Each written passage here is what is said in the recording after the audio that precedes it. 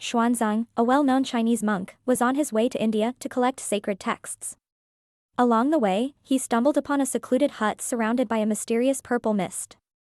Curious, he went inside and found an old monk deep in meditation, so deep that his body was covered in wild grass. Xuanzang rang a small bell to wake him up, and the old monk, looking quite bewildered, told him he had been meditating for over 1,000 years, waiting for Buddha to help him achieve enlightenment. Xuanzang broke the news to him that Buddha had already entered nirvana a long time ago. The old monk then decided to wait for the next big figure, Maitreya Buddha. But hearing it would take billions of years, Xuanzang suggested the old monk reincarnate.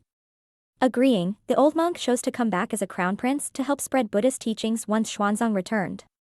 19 years later, when Xuanzang came back from his journey, he discovered that the old monk had reincarnated into the wrong life, a rich minister's son, living luxuriously with no interest in becoming a monk.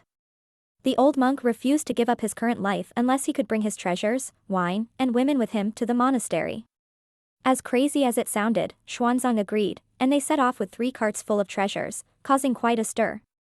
However, at the ordination ceremony, the sound of a bell suddenly awakened the old monk's past life memories and his spiritual goals. Instantly enlightened, he abandoned all worldly desires, became Xuanzang's dedicated assistant, and eventually turned into a great sage. The story highlights how most people don't remember their past lives after reincarnation, which can cause even deeply spiritual individuals to regress. Fortunately, if you are reborn in the Western Pure Land under Amitabha Buddha's guidance, you won't face this issue. There, you will continuously progress until you achieve enlightenment. The Pure Land's feature of no regression is one of Amitabha Buddha's 48 vows, ensuring that once beings arrive there, they never regress to lower states of existence. This is unlike the heavenly realms, where lives filled with material temptations and enchanting music eventually exhaust their merit and fall back to earth or lower realms. Life there is like a series of interrupted Netflix shows. Just when you get to the good part, the connection drops, and you lose all progress, needing to start over in the next life. In the Pure Land, however, spiritual practice only moves upward, providing a stable platform for continuous progress until ultimate enlightenment.